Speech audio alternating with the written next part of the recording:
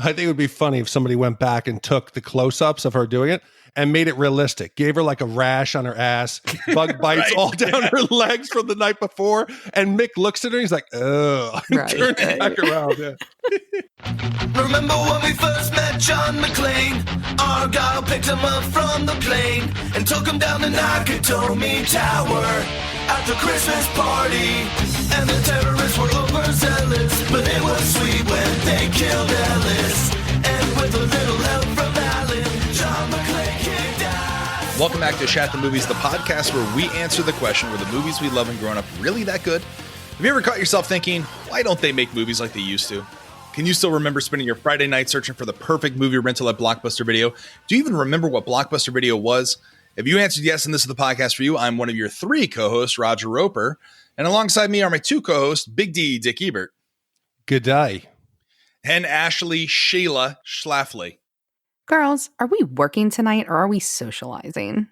And together we take a look back in time and decide if our favorite films still hold up. Each week, the audience selects from 6 movie choices that we break out our race car VHS tape rewinders and watch the movie that tallied the highest number of votes. At the end of the podcast, the three of us will provide you, the audience, with the number of wipes each movie would take to get off your respective butts. So thank you so much for listening. If you have not already, hit that subscribe button and share with a friend. It's how we help the podcast grow. You can also check out our sister podcast, Shat on TV, where we review television series such as Westworld, Taboo, American Gods, Game of Thrones, True Detective, and Watchmen. We also have launched a Twitch channel, which you can go to twitch.tv/Shat The Movies, where we have multiple different shows running.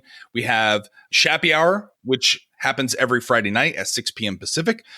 We also recently launched the Untitled Florida Man Project, which happens every Tuesday at 6 p.m. Pacific. And then, of course, you can catch me for at least one more week on the Westworld Insta Twitch, which happens immediately following the conclusion of the airing of Westworld every Sunday. So that being said, now typically we take movie choices that individuals have voted on, but occasionally people, and they have been for a very long time now, sending in money and commissioning movies. And that's no different than tonight, Big D. Yes, Raj, we've been very lucky. We are commissioned almost now through the end of the year. So we appreciate everyone who donates. Every dollar matters. And we got a commission this week for a quintessential 1980s fish out of water movie. It was from Andrew and Sarah from Canada. And they said, please review the 1986 Crocodile Dundee.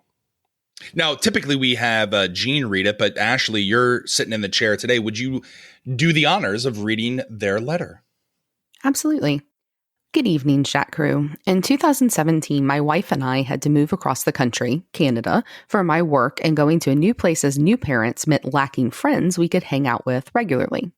We started listening to Shat The Movies then, and eventually it reached the point where every week we'd watch the movie and listen along to the review like we were hanging out with the guys and Carrie. We're so glad you keep going on this amazing podcast. We've wanted to commission a movie for a while, and today, watching Crocodile Dundee for the first time, my wife and I both said they need to review this. It has a classic 80s lady for Raj and a lot of testosterone for Big D. We had to endure Videodrome, so I'm pretty sure this will be less painful. Thanks a lot, Andrew and Sarah. Have you ever done a cross-country move, either of you? No. Oh, well, kind of. Yeah. Well, Nashville to Orlando. Nashville so to Orlando. Okay. Half.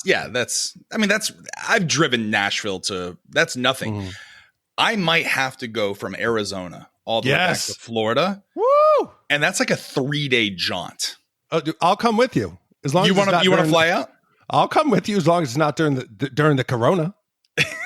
Well, I think we're going to be in the Corona till 2021. So I was telling Ash, I will do a road trip with you. That'd be awesome. What podcast are we going to, could you endure an entire cross country of listening to the three of us?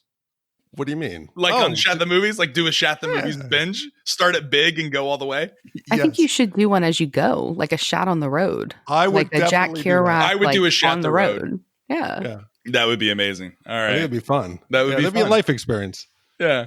Well, thanks, Andrew and Sarah, for commissioning Crocodile Dundee, which is, of course, a 1986 adventure comedy film set in the diametrically opposed settings of the Australian outback and New York City. It stars Paul Hogan as Mike Dundee and Hogan's future wife, American actress Linda Kozlowski, whom he met first while working on the film as reporter Sue Charlton. Inspired by the true life exploits of Rod Ansel, the film was made on a budget of just under $10 million as a deliberate attempt to make a commercial Australian film that would appeal to a mainstream American audience, but proved to be a worldwide phenomenon. As the first film in the Crocodile Dundee film series, it was followed by 2 sequels, Crocodile Dundee 2 in 1988 and Crocodile Dundee in Los Angeles in 2001, although both films failed to match the critical success of the predecessor. We always ask the question before we dive into the movie and spoil it for you. So, by the way, we always recommend that you watch the movie and follow along with us. We always ask, where were you? What are your memories of this movie? We'll start with you, Big D. So in September of 86, I just turned 13. And I've liked other similar romantic adventure comedies, Romancing the Stone, The Jewel of the Nile, that series. But for some reason, this movie did not at all catch my attention. And other than the clips you see on like the commercials or memes, about the knife, I had never seen this movie in its entirety until yesterday. Wow. Ashley, had you ever seen Crocodile Dundee before this podcast? So I thought I had, because I have memories of this movie. I remembered the end, and I also, of course, remembered the knife scene. But I was 3 in 1986. I was born in 1983. And I think that with a lot of 80s pop culture, I think I remember the pop culture moments more than I actually remember the actual movies. And this is definitely that situation for me, because when I started watching, I was like, wow, I don't think I've ever actually seen this movie. And so I'm pretty sure that this was my first time seeing it. And if it wasn't, it certainly was my first time being conscious of actually seeing this movie from start to finish. Yeah, humble brag. I was only 3 in 1986, Big D. Youngin. Yeah. I get it. I don't remember when or where I watched this, but I do remember it, Crocodile Dundee being a huge part of my childhood. Not only was it the introduction of Australia into my consciousness, it was this movie and the movie where Meryl Streep yells, "The dingoes ate my baby," which yes. I had to go back and look. Do you know the name of that movie?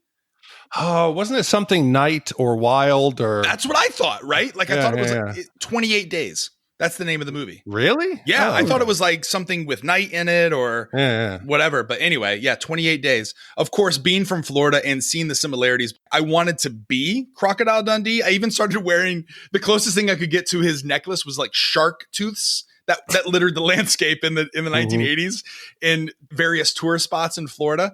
But I was a huge coward as a kid. My dad tried to toughen me up every summers spent out on the waters, springs, lakes, rivers, oceans. And so even though I wanted to be this Crocodile Dundee, I was this huge coward. I would look for sharks in the water before I would jump in. My dad would get dangerously close to alligators on the shores in inflatable dinghies. I think Big D, when you interviewed my dad, I think he gave some clips of those stories. Yeah, your father 100% was the Florida version of Nick Dundee, definitely. He was great. Well, with that being said, Big D, play the trailer. He was raised in the land down under, where a man thinks on his feet, speaks with his fists, and lives by his wits.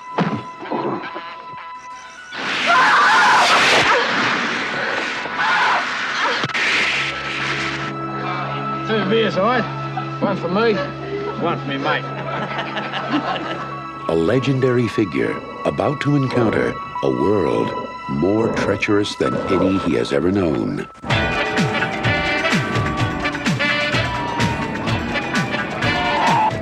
G'day. Mike Dundee from Australia. How are you? I'm fine. How are you? Just going to town for a couple of days. Probably see you around. Bye. Is this your first trip to New York? First trip anywhere. Well, we might just have to give you one for free. Yeah. On what? How are you finding New York? Bit of a lunatic or something. That's why I love it, because I fit right in. G'day. Hello. Sorry. G'day. Look. My bag! Stop it! Stop it!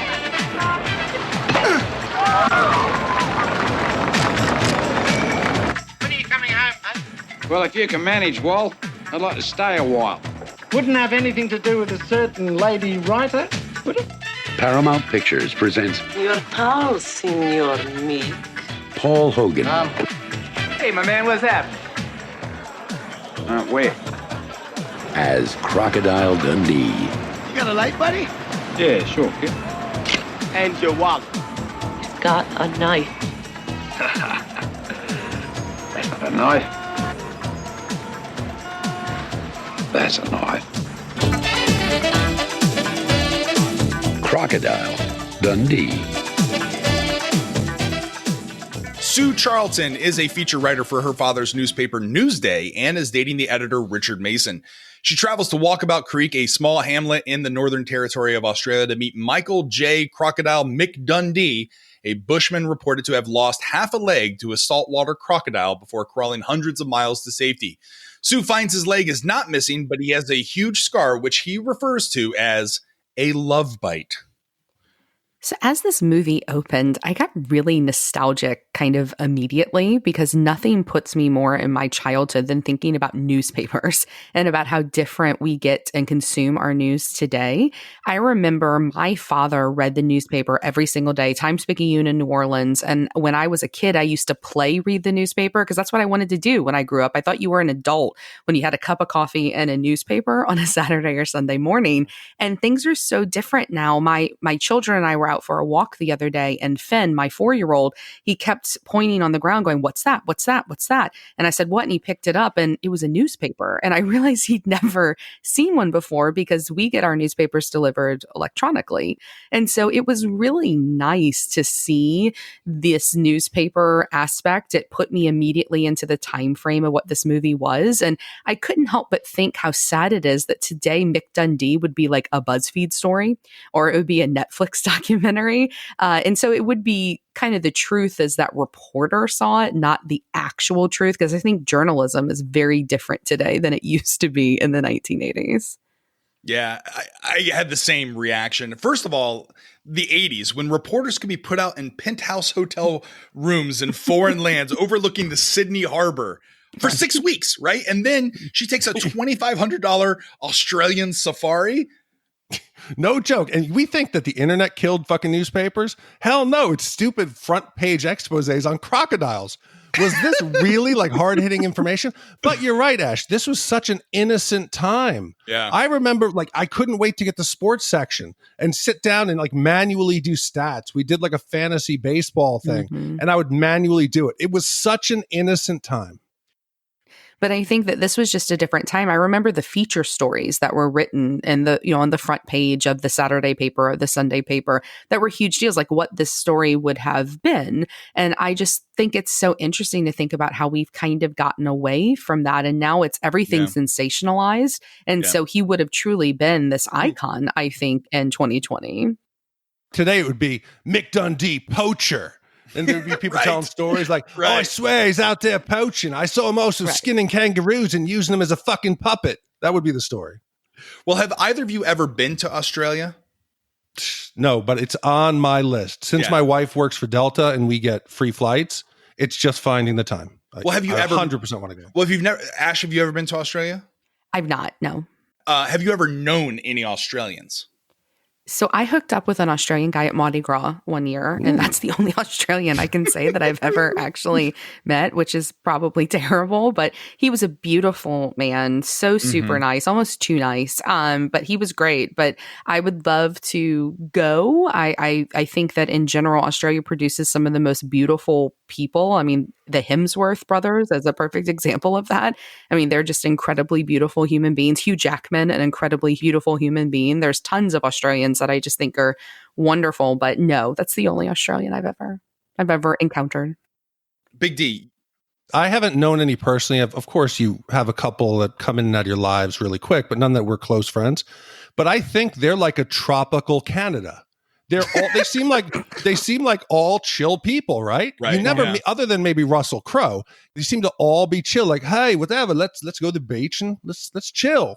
None of them are like really aggressive in your face. Doesn't seem their way. In defense of Russell Crowe, I think Russell Crowe would be the kind of guy. It's like the Mel Gibson argument. I think both of those guys, while they have had run-ins with the media and the law at times and are known for punching out people, I still think it would be rad to hang out with Russell Crowe, who is known to have like this crazy sense of humor, this off-the-wall sense of humor. He hates I think Australians like being authentic. And that was my experience when I was a camp counselor in college. I think I've talked about this before. I was fortunate to meet a few Australians. One even came and hung out with us for a week in Gainesville.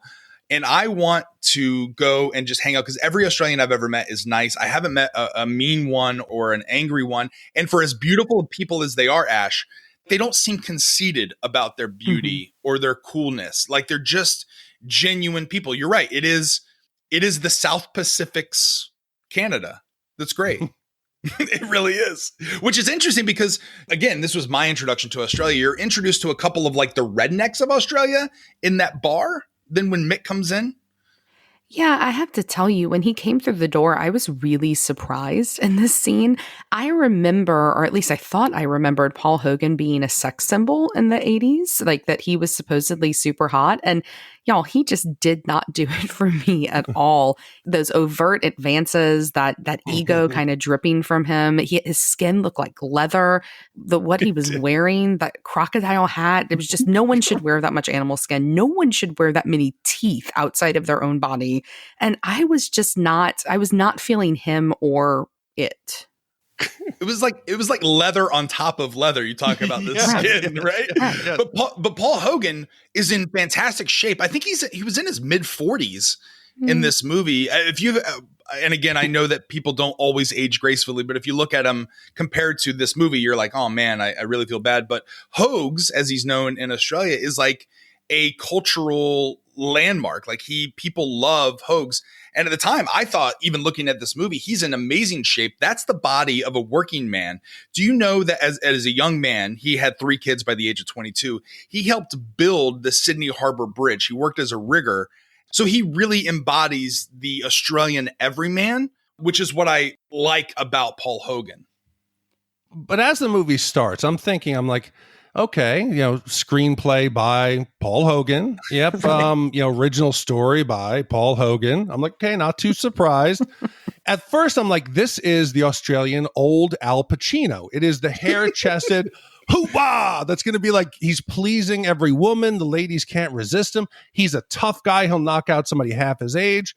But then as it goes on, he changes a bit and he becomes more likable. But in America, we have what I always call the fuck yeah America movies, and I found myself wondering, is there like the Australian equivalent? Is there like an Aussie Ripper? Because the Aussie blokes, they're all regular bonzer chaps, they're rugged outdoorsmen. They're not afraid to get into a bit of a buff in the pub with some of the local brick shit houses, and the Sheilas, the Sheilas just love them because they're always ready to have a naughty. And it doesn't mean they're root rats. They're just toey, if you know what I mean, They can all throw a knife with deadly precision. They can wrestle or subdue a wild animal with their bare hands. They love to drink a coldie with their mates at the pub. There's nothing wrong with a little booze up fun, some might say, And I just think that this is the equivalent of the America Fuck Yeah movie. They seem like good guys, more like the working class rednecks. Yeah, I definitely got those vibes, but I just kept thinking a couple of things. First of all, this is one of my worst nightmares because this place is way too well lit. I do not believe in drinking in a place that is this well lit and this quiet. I like more dark, seedy, and loud places. You can hear just too much of the conversation. And then I also just kept thinking about what he must have smelled like, because I am not into that like manly stench. Like I like a man that smells good and that is clean. And he isn't. He looks like, you guys remember that movie, There's Something About Mary? Yeah, of course. Yeah. Her landlord that's all tan and leathery, and they do that close up of her chest. Like this is like the male version of that. He looks like he spent his life in the sun or in tanning beds, and that's fine because he's the everyman. But I guess the everyman is just not for me because I just kept thinking about how smelly they all must be. but he's still not being a jerk. I agree. Grabbing her and kind of dancing with her was kind of him flaunting his peacock feathers, if you will. Yeah. But the fact that like he puts a beer on top of the big guy's head, it'd be like if I put a beer on top of Big D and went to go punch him, but instead kissed him on the cheek, right? You know, like he still wins at the end, but it's in a fun way. I win both ways. Oh, yeah. That'd be great. But this always reminded me, you talk about like how these people smelled. These are the people that I encountered every summer when I was with my dad, because living in Florida, he'd take us on his little 10-foot inflatable dinghy with our little Mercury 25 outboard. And then my dad would get dangerously close to them. Extremely close to them because he wanted to make a man out of me. And that's how I imagine living in Australia is every single day. In Florida, it is a real danger that there could be an alligator in any pond. So my daughter's 4, and I've made up a horrific story to tell her about a girl named Susie who wandered near the water, and the alligator got her by the leg. And I mean, it's graphic because I want her to be afraid because it's a potential danger. And stay away. Well, at first, Sue finds Dundee less than legendary than she had been led to believe, being unimpressed by his pleasant-mannered but uncouth behavior and clumsy advances towards her. However, she is later amazed when in the outback she witnesses Mick subduing a water buffalo, taking part in an Aboriginal tribal dance ceremony, killing a snake with his bare hands, and scaring away kangaroo shooters from the pub. She is attacked by a large crocodile and is rescued by Mick and overcome with gratitude. And seeing his willingness to change his bigotry, Sue finds herself becoming attracted to him. See that line right there. When I read this, I went back and rewatched this part of the movie where it says that seeing that he's willing to change his bigotry. I didn't see that at all in this part of the movie.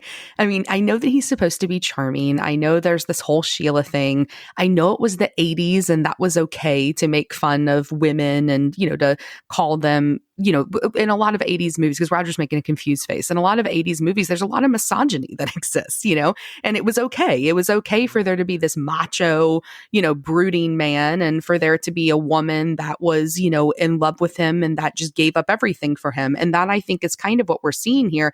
And there's a specific part where Sue's sitting there talking about how she's a journalist, and he makes that comment about how woman plus reporter equals the biggest busybody, and she just laughs.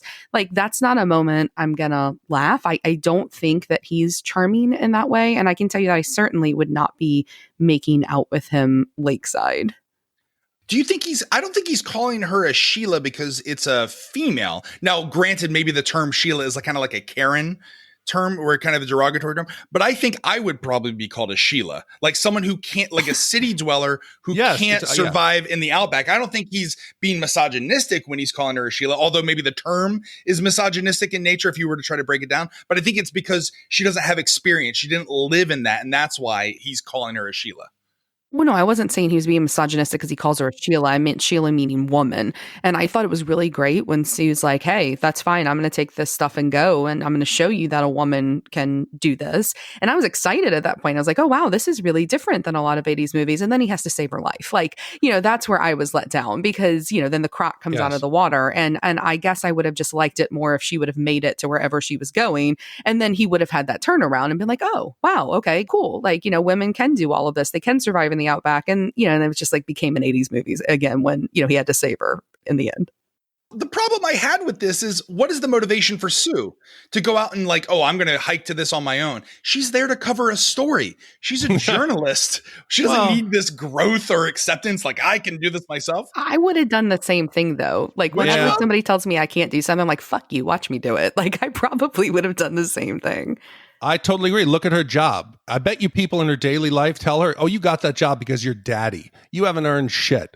So I think she probably realizes, hey, out here, maybe I am a city girl. Let me see what I can do on my own.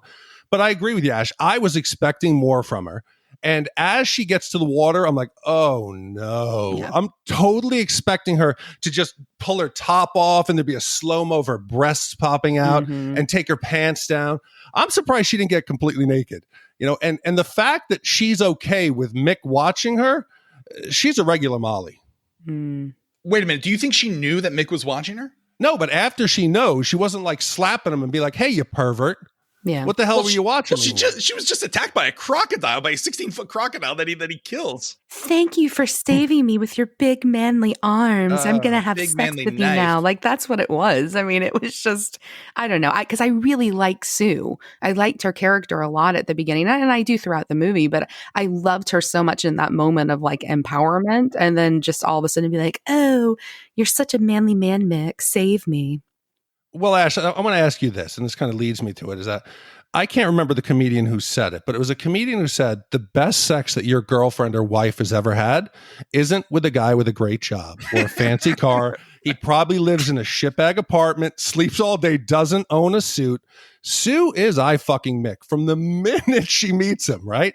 So, Ashley, I got a two-part question here. One, got it. What is the quickest you have decided to have sex with someone?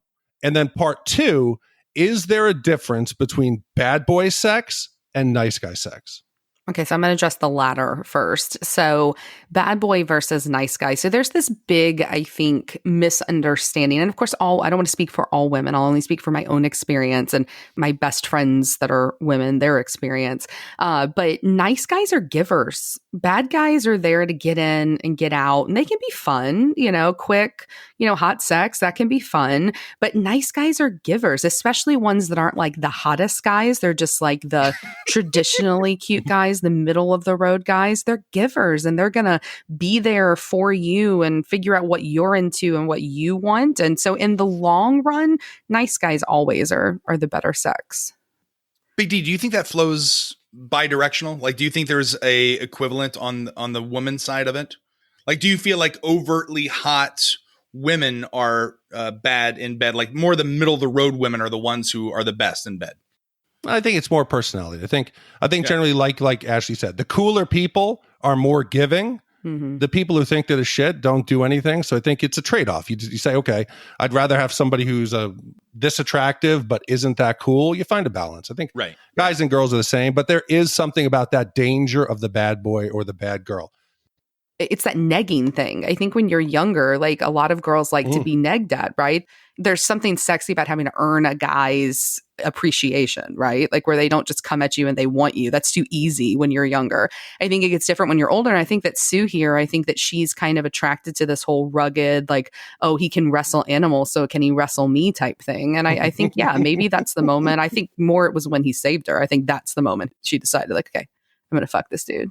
How many of the assholes in your 20s that negged you also did table or up close magic? None, because I'm not really into that. Yeah. Got it. But if they did, would you be impressed by it? Would it turn you on? No, I would have laughed. No sleight of hand? No. I would pulling a quarter? Definitely laughed. Well, Mick's got the flair. He's got the flair. Tons of flair. Got it all over. Yeah. He's peacocking. Yeah, but this is out in the outback. Again, you talk about like having sex or being turned on. Would you ever be turned on? Gene talked about camping sex on Tremors. Could you ever have camping sex? Would you be turned on by the wilderness, being in the outdoors? I mean, I've had camping sex. Yeah, camping sex is fine. I think being outdoors is hot in some ways, both literally and figuratively, right? But like here, I think this is creepy if you're going to have sex out here, because they don't even have a fucking tent, y'all. Like, I just kept thinking about that. You're in the outback. Is it safe to just sleep out in the open? And then I love that gag moment where he catches the snake. That's a moment that I thought actually worked really, really well in this part of the movie. I laughed out loud. He snaps its head, throws it away. I thought that was great. But if I'm Sue, I'm paying you $2,500. I want a fucking tent over my head to keep me safe, because I would not be sleeping out there with the snakes. I mean, we used to go camping. So I'm from Louisiana, so it's bayou. You go swamp. You go out in the swamp, right? And so nobody would ever camp just out in the open, because anything can crawl up. Spiders, snakes, nutria, anything's going to crawl up and bite your ass in the middle of the night. And I was just curious, like, is camping something you guys did a lot growing up? Did you go camping with like a girl? Was this a big thing that you did? The only time I ever went camping, I told you, was when we used to go out and do mushrooms and we'd sit out. I mean, we didn't go that far in, but no, the military is basically camping, and it is no fun. It's involuntary camping. I will never go camping again after that. I have no desire to be dirty. I mean, I've gone roughly 21 days without showering. No, I will never, ever do that again. But Mick, I don't know if he actually is this big survival outdoorsman. Everything that I know from my training, or even Naked and Afraid on Discovery Channel, all survivalists there's certain things they do. Get off the ground, Right. Build a fire. There's certain survival techniques. Mick does none of them. In the beginning, he looks at his buddy's watch and sees it's 2:20, and then he tells her, oh, look at the sky, it's 2:20. I think he might be a bit of a hack, or maybe even a poacher, because he does some shit that's shady that you wouldn't do if you were a loving outdoorsman. Sue gets really devastated at seeing the drunks driving around shooting at the kangaroos. She's up, oh, Mick, you got to save them. Mick grabs a kangaroo carcass and uses it as a puppet. No, takes the gun out and starts shooting at these guys. And all of a sudden, she's cool with it. Yeah, but he was doing it to save the other kangaroos, right? Like, I thought this part was actually pretty funny. It was one of the only times I smiled in the first half of this movie, the snake gag in this. I thought it was pretty great. And I would be all for using the dead kangaroo that sacrificed its life so the other kangaroos could live, right? Well, what's more unbelievable? The fact that he pulls up a dead kangaroo carcass and then with precision shot scares away the kangaroo poachers. The fake crocodile that comes out, or the bathing suit that she's wearing on this hike. Kelly and I watched this together yesterday, and she said for an Australian outback hike, the last thing she would be wearing is a bathing suit, a one piece, where the backside of it like literally goes up your backside. And she Your said butt. the fact that, the butt, like if you are getting into water with that and sitting around in it, you're going to develop a rash, a yeast infection. So like Ashley, this is not proper attire if you're a female going out to the bush, right? I don't know. I was living for that bathing suit. I thought it was sexy as hell. I thought she looked great. I believe in wearing things that look good, not necessarily the most comfortable. And if I would totally wear this suit if I could. Now, I'm incredibly short, and this type of suit is made for a very tall person. So this is something a lot of men don't understand that don't know fashion. Most fashion that is beautiful is made for people that are really tall. Somebody short like me, this would look ridiculous on, but I dig it. And I thought her in that bathing suit looked a hell of a lot better than that fake fucking crocodile. I think it would be funny if somebody went back and took the shots, like the close-ups of her doing it, and made it realistic. Gave her like a rash on her ass, bug bites all down her legs from the night before. And Mick looks at her and he's like, oh, turn it back around. Yeah. Well, one of the other unbelievable things, by the way, that crocodile cost $45,000 to make. That's how much that cost. And that's $1986. That's where half of the $10 million went to. But also, there's no way you can convince me out in the outback in Australia, in the Northern Territory, that any land of water doesn't have crocodiles. They're like, this is a mineral water. There's no crocs in here. False. I searched the Australian government, and they actually put out letters like warnings about this. It's called being croc-wise. Did you know that crocodiles in Australia, which by the way are much more aggressive than American alligators. American alligators are like lazy lizards compared to the saltwater Australian crocodile, whose only goal is to kill you. They can be found, and they have been found over 200 kilometers, which is 124 miles inland, in freshwater habitats such as rivers and billabongs. And we can put in the show notes here to how to be croc-wise when you visit Australia.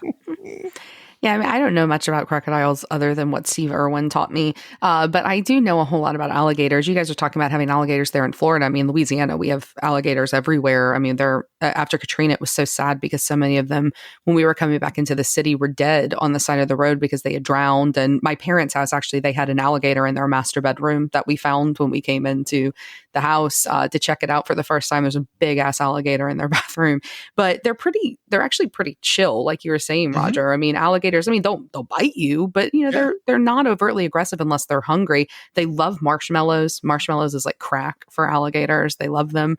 And I guess just growing up with them, they weren't that big of a deal, but these crocs are so big. I mean, alligators look like little pea mites next to these Australian crocodiles. So give me a gator any day over these crocodiles, and I would not be swimming in any water anywhere in Australia.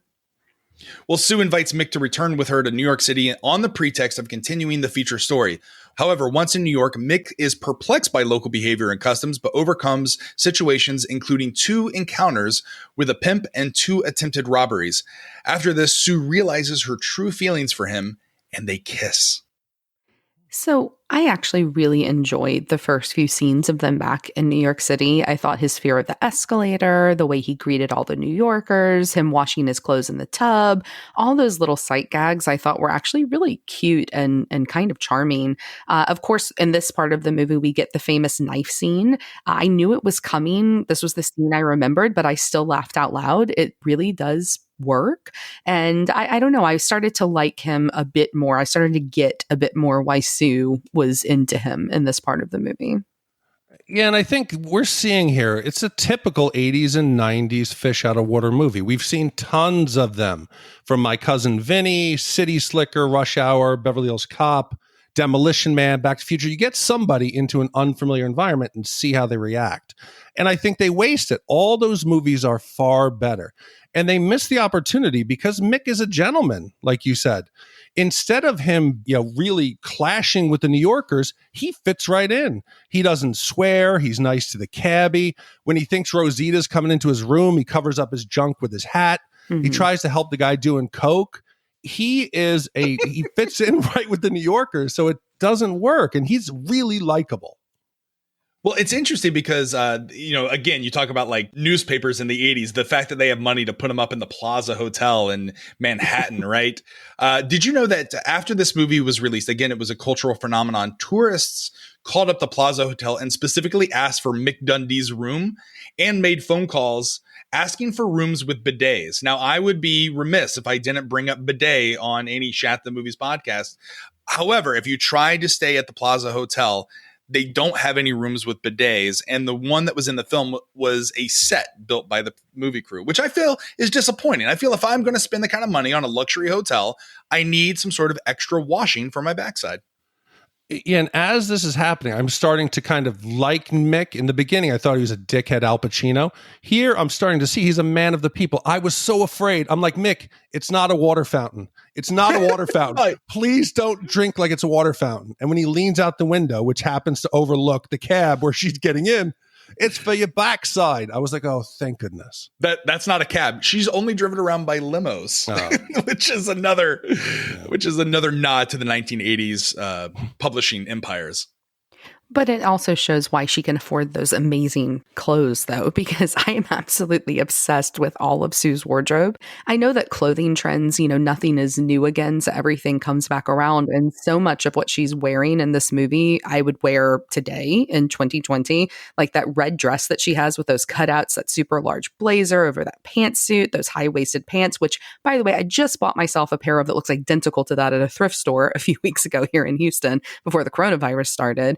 It's all amazing. And I think he looks ridiculous next to her in every single scene because of what he's wearing. And I loved that. I loved that sight gag of her being so well put together and gorgeous and beautiful and wealthy looking. And then here's Mick. I thought it really worked. And it's actually really charming to see. Well, at a society dinner at her father's home in honor of Sue's safe return and of Mick's visit, Richard proposes marriage to Sue, and in a haze of confused emotions, she initially accepts in spite of Richard having recently revealed his self-centered and insensitive true colors during a period of intoxication. Y'all, what a dick proposal, right? I mean, I feel like you almost have to say yes when somebody proposes in a situation like that because you don't want to embarrass them. I don't think it's appropriate to just say no. And that's why I hate these big dramatic proposals. I think they're so problematic. I would have hated to be put on the spot like that, whether I was going to say yes or no. I remember when Tom first started talking about whether or not, we were going to get married, he wanted to propose. And I told him, I said, I don't care, just as long as you promise me that you will not do it with other people around, that it will just be you and I. Like, on top of being not creative at all and just kind of being like, I once dated a twin. Big D, as Stephanie, her twin was proposed to at halftime of an Orlando Magic game. Like, how uncreative is that? And then on top of it being embarrassing, I feel like it's the vanilla latte of proposals. It's the pumpkin like, spice. Yeah, the pumpkin it's spice the pumpkin latte. spice. There you go. So fucking basic. When I think your proposal sets the tone for what your relationship both is and what your wedding is going to be like and what your marriage is going to be like. So it's super important. And I mean, ours could not have been more us and more perfect than it was. And I mean, Tom, he knows that I can't stand to not know things. Like, I hate anticipation. Like, I hate, like, if you ever told me, like, hey, I need to talk to you in 2 hours, I'd be like, what the fuck? For the next 120 minutes, I would just be sitting here, like, hypothesizing, what are you upset about? What is it going to be? You know, planning the worst. And so he left a receipt out on purpose for the ring. And I was like, oh, fuck, he has the ring. And so I tore through our whole house, couldn't find it. We went to the movies that night. And finally, I just exploded in the parking lot and was like, where the fuck is this ring? And he's like, and he acted like he was mad at me. And I started, you know, tearing through his car and opened up his glove compartment box. And there it was, you know, perfectly wrapped with a bow. And he just started laughing because he predicted exactly what it was that I was going to do when I saw that receipt. So I was going to say, so he didn't view this as a red flag at all. He was just like, this is well, what I expected. He'd known me for a while. Like, he knows. Motherfucker, where's the ring? Give me that right. fucking Well, ring. and if he hadn't have left, I'm going to look through everything. Right. Well, what's so funny is, like, he was the one that wanted to get married. I was the one that pushed it off because I wasn't a big fan of the idea of marriage. I mean, he's great. I would have been with him forever, but, you know, marriage. And so, but he left that receipt out on purpose because I just can't stand not to know something. And so it was very much us. And, you know, it was much better than being proposed to in an Orlando Magic game, for sure. Well, do you know I actually got married before I proposed? Does that make any sense? I love that. I love it. So my wife and I were together. She was Brazilian. We knew she still we is. Yeah, okay, that's true. That's a good point. Very good point, Roger. So we knew that we were going to get married, but we couldn't get her family there. At that point, she was illegal. Judge me. I don't care. So I said, why don't we just go down the courthouse? Let's get married legally, and then we can plan the wedding. Yeah. So we got married at the courthouse like 2 days before Thanksgiving on, I think, 2003. And then August of 2005, we held the big wedding in Brazil because we couldn't get her parents' visas to come. So all my friends and family flew to Brazil. So when I came to my parents and said, hey, we're going to get married in a couple of years, but we're already married. They're like, wait, what? So it takes all different shapes. It's just a party. Like, you know what I mean? Like, it's just, that's what it is. And I think, I mean, again, for my own, if you're a fan of these public proposals, if you did something big and huge, I always thought that I would want to, like, you know, make it an adventure and all that kind of stuff. But I think, like, that's not what your partner wants. It's what you want. And I think you're showing off for. Yeah, you're showing off. Exactly. No, but I think Richard does it for a purpose. Richard is trying to box her in. Yes. She is the daughter of the owner. He sees that she's gone away for 6 weeks. She comes back with this rugged bloke, you know, and she's thinking about, you know, having doing the nasty or whatever the hell it was. And he's going to do it in a public place where she can't say no. Right. Well, Richard is a dick and he does all kinds of different things. Like, I feel, again, Ashley, I know you guys have you guys have changed your ways. You guys have overcome it. But early on in the season of Westworld, you kept saying Sarak, so much that you incepted Big D. Like Big D can't say Sarak. No. But he is a jerk at dinner, like ordering in another language. Like, even if you're in a foreign country and you know the language, I feel like it's the ultimate dick move to be like, oh, let me order for everyone because apparently no one else understands Italian but me. Like, if you were in, you know, French, you know, multiple languages, would you order in that language, or you'd be like, listen, I understand what it is, but I'm going to make my people at the table comfortable? If I'm in France, yes, I'm ordering in French. I think if you're in the country and you speak the language, that you should be speaking the language. But I have to tell you, when I read this part, what you wrote when I was watching, I was like, fuck, is this what people think that Gene and I are like in real life? Because, like, I feel like this is what they think we are. I mean, I would never go to an Italian restaurant and order in Italian in America. But I mean, I know enough Italian to order in Italian in Italy, and I do there. And I don't think that's a dick move. What I think is more of a dick move is assuming that everybody is going to want what you think they want and that you're ordering for them. I think that sucks. And I started out in the movie thinking, oh my God, they're portraying most Australians as kind of ignorant rubes in the outback. Right. And then I started to think, man, they're worse to New Yorkers, you know, but overwhelmingly, let's just say the New Yorkers, the working class, they're friendly to Mick. Right. They're diverse. They're cool. But the upper class, there's a hatred for them. They all are complete vapid assholes in this movie. And I think that's what the movie is trying to say. It's not necessarily like New Yorkers are bad and Australians are rednecks or vice versa. I think that it's really telling more of a class struggle story, right? Like Mick treats almost everyone equally, which is like what we talked about, the Australians being authentic, which is why I think he gravitates towards, and other service workers or traditional blue collar, what we would label as blue collar workers, are attracted to Mick, right? And even the high class society, the woman who he like grabs in the eye, she like is entranced by him because I think she identifies like this guy is just being himself, and she likes that because she's being herself as well.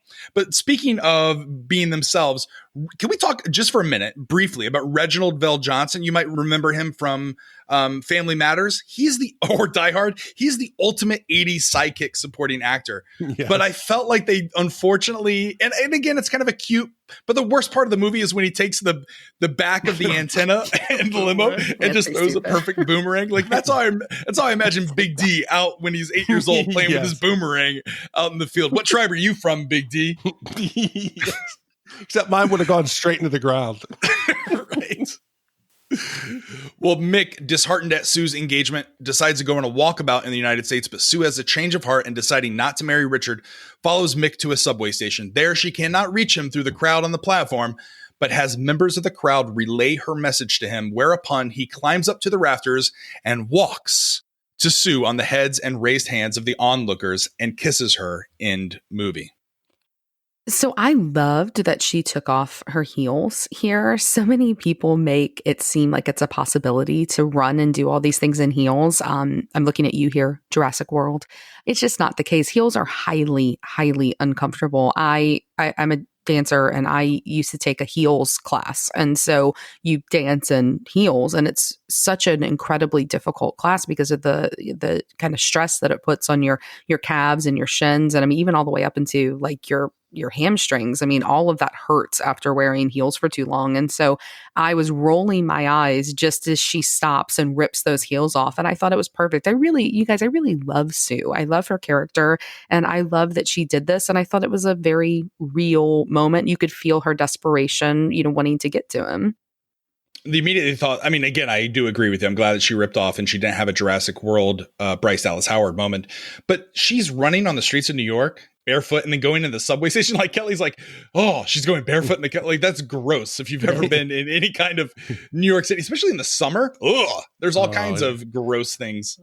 Yeah, New York, this is 80s New York, is bad. Yeah. Today, it's much better, but you still get that nice aroma of urine. It's really, it's just pretty much everywhere. But I appreciate what the movie does here. They spare us so much wasted bullshit that we didn't need to see. Yeah. We didn't need to see Sue go to her dad and be like, Dad, but I love him. The dad's just, well, he accepts it. She's going to be happy. Go do it. We don't have to see her go to her boyfriend. I was like, thank you. Let's get to the end that we know ultimately is coming. Yeah, and I will say it is gross. I mean, New York in the 80s, even now, is kind of like New Orleans, where the streets are always wet, even if it hasn't rained. That's how things are. You never wear open-toed shoes on Bourbon Street. But I did really like the ending. I thought it was sweet. And like I said at the beginning, I remembered this part of the movie, proving that I probably have seen some aspect of it before. And I thought the gag with the two guys giving the messages, that was really charming. I loved him walking all over the people.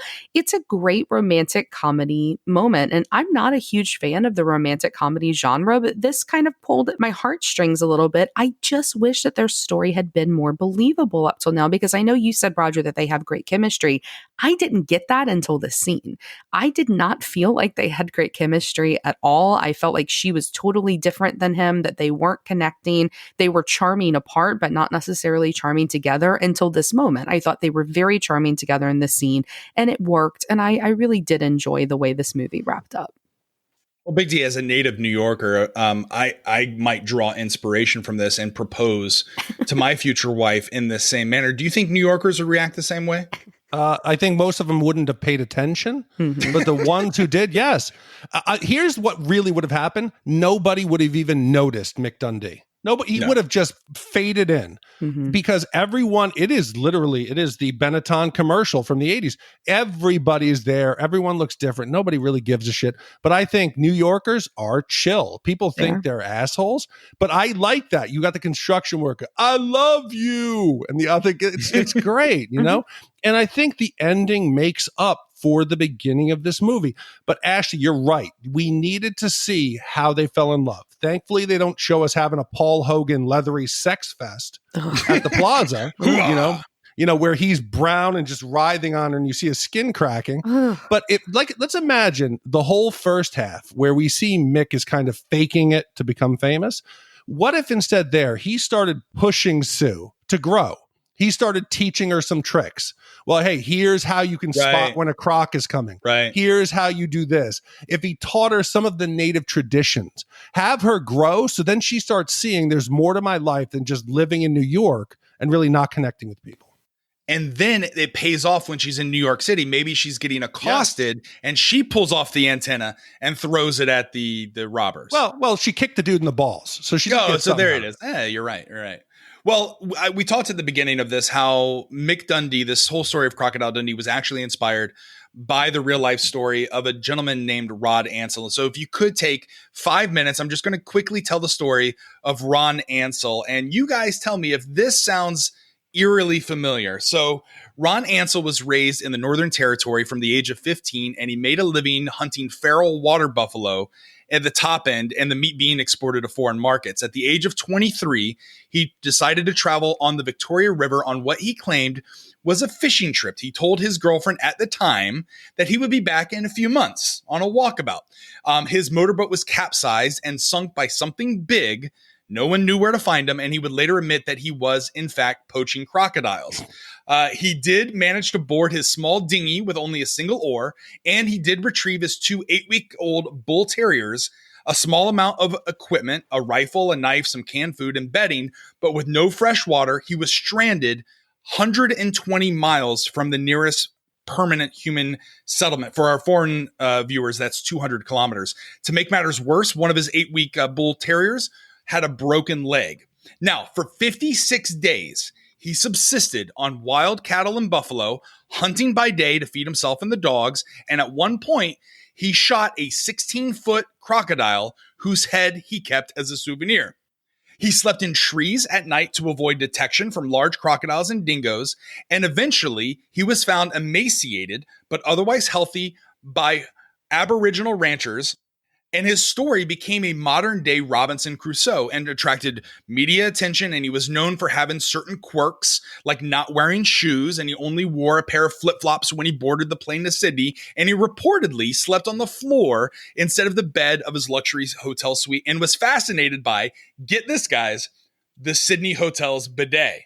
Now, tragically, like most Hollywood true stories, this one does not have a happy ending. Ansel, though he sued multiple times, never saw a dime from this movie. Paul Hogan, actually, when he heard about this story, decided to make this movie Crocodile Dundee. And even though he never saw a dime from this movie, Ansel said, okay, I'm going to buy a piece of cattle ranch land and I'm going to start a tourism business, billing it as the home of the real life Crocodile Dundee. Well, Paul Hogan's office sued him, sent it a cease and desist letter, and threatened even further legal action if he moved forward. To make matters worse, later on, Ansel lost his livestock due to an outbreak of tuberculosis, and reeling from a huge financial loss that he was never compensated for, Ansel was forced to sell his land, financially ruined, his marriage failed, he started using amphetamines, and in 1999, he was killed during a shootout with police. He was 44 years old. I think that's tragic. What an uplifting story. Yeah. That's why I'm glad I saved it for the end, right? Me too. Like you think of like an uplifting story like Crocodile Dundee, and then you have the real life story. Yeah, but you know, really how much of that is Paul Hogan? How much of that is a studio? How much of that is the tourist board of Australia? Well, I'll just say this. I mean, right now there's a very famous TV show that's about my husband's family, and they're not seeing a dime from that, nor would they ever expect to see a dime from that. They have sued the makers of the show. They've sued Hulu trying to get it not made, and it hasn't worked. I mean, I don't think the guy deserved any money for Crocodile Dundee. I mean, I really don't. I think that if you know, are famous in any sense in pop culture, that people can pull from that and be inspired by that. Now, I do think it's a little bit of a dick move to not let him say this is the real life Crocodile Dundee. I think that's a little bit of a dick move, right? But as far as the movie goes, I mean, come on. I think that you can option the rights to your story, which it happens numerous times. And I do feel for as much as this brought tourism and set Australia into the mainstream, it would have been nice for Paul Hogan to at least let the guy run his little tourism business or whatnot out of there. And maybe it would, because I think without Crocodile Dundee, you don't have things like Steve Irwin.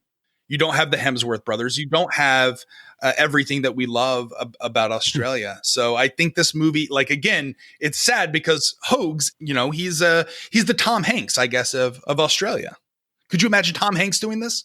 We would have still had the Hemsworth brothers, I think. We would have still had Hugh Jackman. I mean, we would have still had those. But yeah, it certainly put it on the map. I mean, I certainly agree with you, Roger. This is probably the first time I ever saw Australia was in a film like this, even just in like screenshots from it. I think it's probably the first time I thought about it, and then saw that movie Quigley Down Under. And that probably was my second, interaction with Australia. But or Lightning Jack. yeah, exactly. But so, I mean, it did, and you have to pay homage to that. But as far as the movie goes, you know, I think that's a bit of a stretch. You know, you got to option the rights to your story before somebody else does. Yeah. Well, now's the time of the podcast to break out our Shat meters and give you our wipe scores. If you've never listened to the podcast before, 0 wipes is a perfect movie. It's like staying at the Plaza Hotel with built-in bidets, and a 5 wipe is like being out in the outback and having to dodge crocodiles as you're doing your morning ablutions. So 0 wipes is good. 5 wipes is bad. That's the scale. We'll start with you. Ashley, how many wipes do you give Crocodile Dundee? So while this movie had its moments, overall, I really didn't enjoy it a whole lot. I didn't find Mick Dundee that interesting. I found him fairly off-putting at times. I did think he was more charming as the movie went on, but as a leading man, not one of my favorite 80s leading men. Like I said, I don't love the romantic comedy genre, but I do appreciate them when they're charming, and they really can be. There have been, I mean, Sleepless in Seattle. I mean, there's been a lot of romantic comedies, like you mentioned Tom Hanks a second ago. The Tom Hanks romantic comedies I really have genuinely enjoyed. And this one I just didn't. I smiled a few times. I laughed out loud once, but that was really it. If this were made in 2020, I would be giving it a 5 because of a lot of the things that I really disliked about this movie, but it wasn't. And so I tried to adjust for the 80s and what was acceptable back then and what movies were like back then. And I think it's worse than average, but not a travesty. So I'm going to give it a 3.5. Wow. Now, there have been rumors of a sequel. In fact, there was, I think, the Australian Tourism Board in 2018 with Chris Hemsworth and who's the guy from... Dude, they had Hugh Jackman was like the prime minister. That's right. Yeah. You had also the Hemsworth brothers were in it. And then the guy from Eastbound and Down. What's his name? Brian McBride. Brian McBride, yeah. Danny McBride. Danny McBride. I think that would have been awesome. So there have been rumors, but nothing set in stone. I think it would be difficult to make this movie in today's age. But Big D, do you agree with Ashley? Do you think it's worse than average?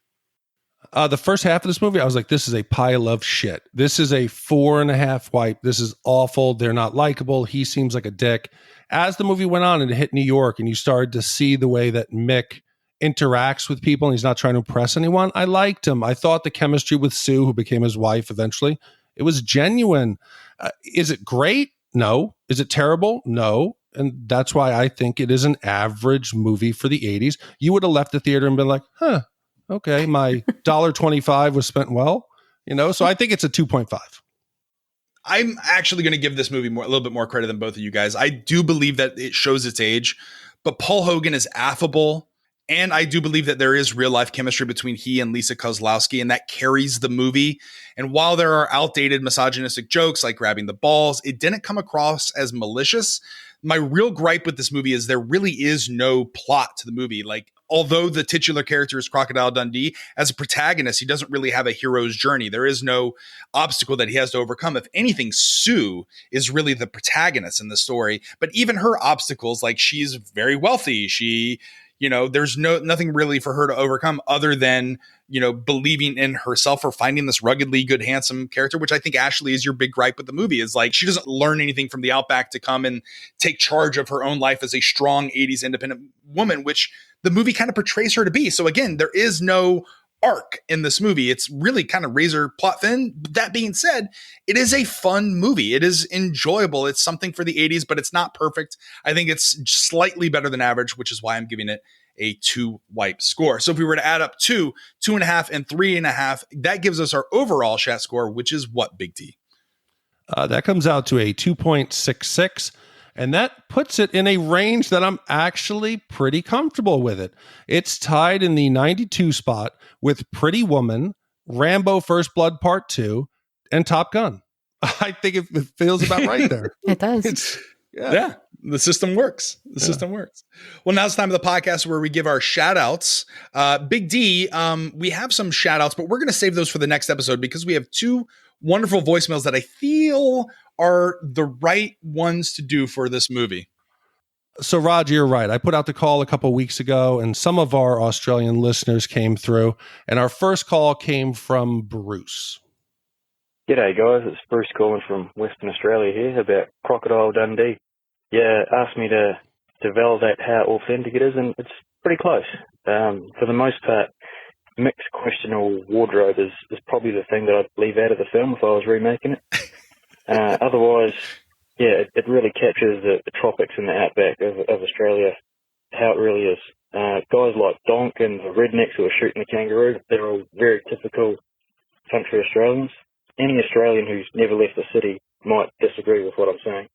But for the most part, yeah, it's real good. And the best part about the film is Mick's awe when he's just walking down the street in New York and just gazing around. Yeah, it's really good. Love your show, guys. Keep up. Thank you, Bruce, for calling. And next one, we got one that's less about Crocodile Dundee and just talking about our listeners in Australia. And it was from James. G'day, guys. James from Melbourne, Australia. Big fan. Just want to let you guys know you've got a lot of fans over here on this side of the world. Rog, Gene, Big D, Ash, like all of yous. King B, miss you. Come back. Didn't really have much to say. Just wanted to give you guys a shout out, let you know that you got fans everywhere. I really mainly listen to Westworld. It's great. New nickname for Big D to check out is DeForest, given what's going on with Dolores this season. So yeah, hopefully this makes the podcast. Keep up the good work. And yeah, take it easy. Cheers. James, thank you very much. Every time I get a voicemail or something like this, it blows my mind. Mm-hmm. How, like I said on last night's Shappy Hour, I said, when Roger and I started this and we had 75 downloads, I said, yeah, we made it. The fact that there's people in Australia listening to what we produce here and joining the conversation blows me away. If there was one person, he identified King B in his voicemail. If there's one person that could survive in the Aussie outback, it'd be the King B for 56 days. He would be the real life Rod Antle, the King B. He would come out dressed like fucking Mike Dundee, right? With a puka necklace and shells, and animal pelts.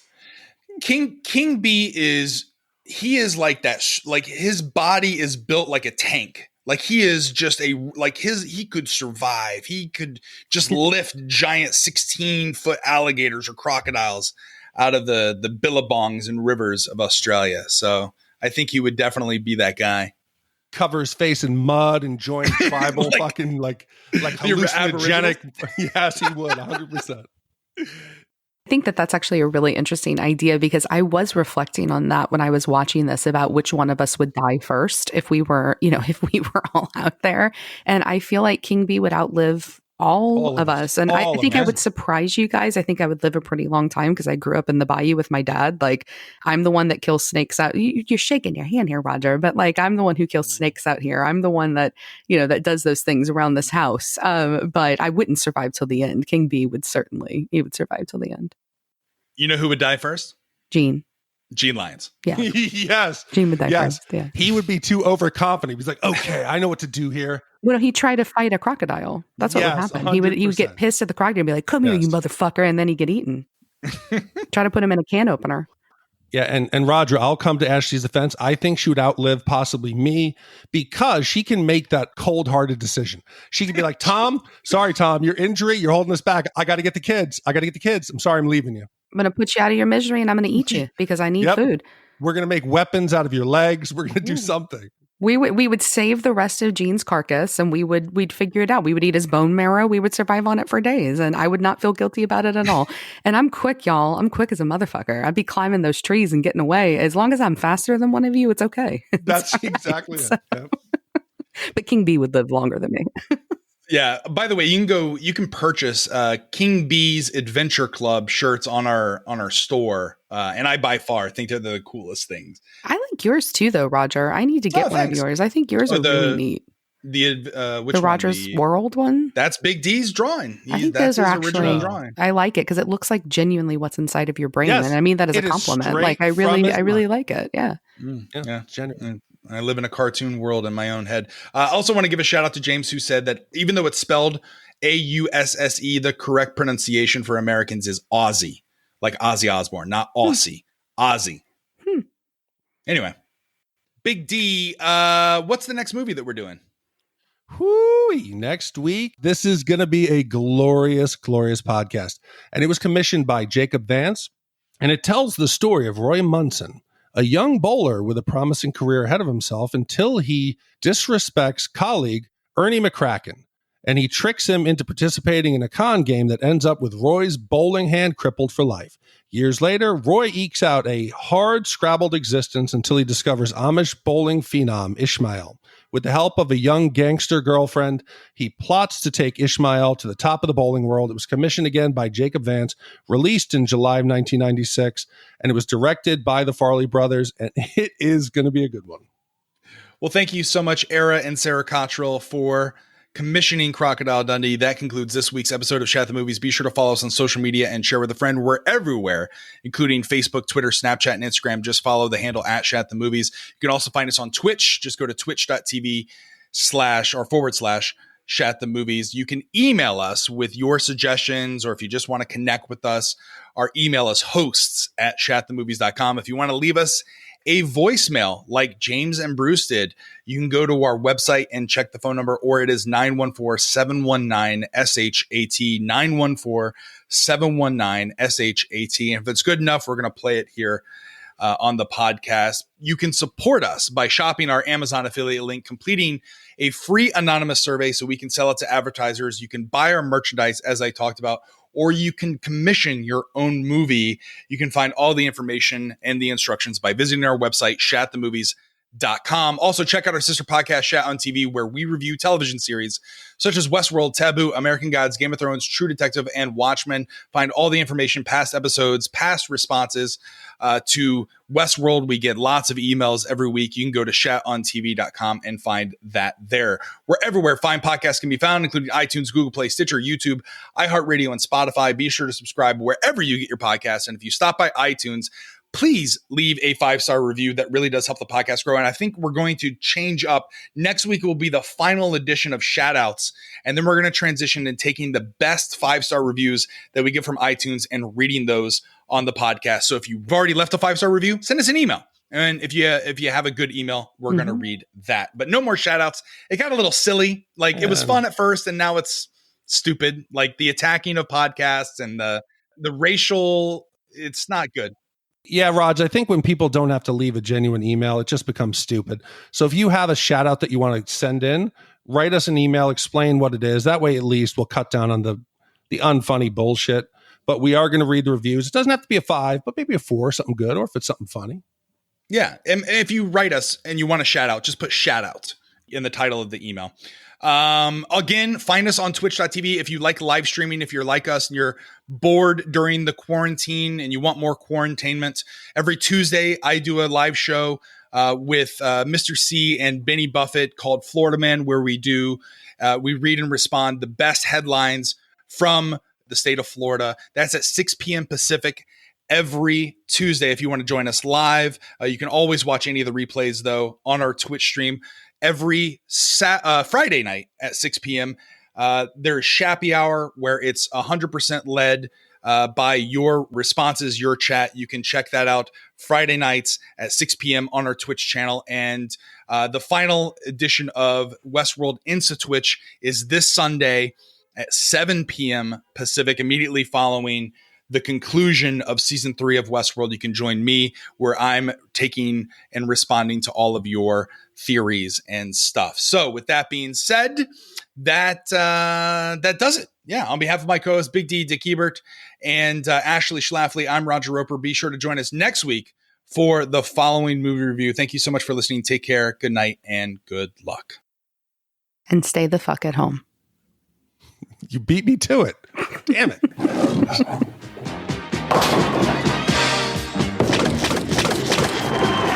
From the idiots that brung you Dumb and Dumber. You wouldn't happen to have a Phillips head screwdriver, would you? He's the man with the rubber hand. Creepy. He's the Amish kid with the golden arm. Whoa! You could be a champion. I'm just not interested. You suck! Now, these two pinheads will teach each other You just feel it. about life in the fast lane. You're about to embark on a great adventure. Does anyone else want one? No, I'll take a couple jugs. Mugs. Woody Harrelson. What have you been doing all these years? Drinking. Randy Quaid. This is pretty good fun for only $2.99 a minute. Vanessa Angel. Get your hands off me! And Big Bad Bill Murray. On July 26th. Watch the door. Get your mind in the gutter. I will pay you $1 million to sleep with your friend here. Kingpin.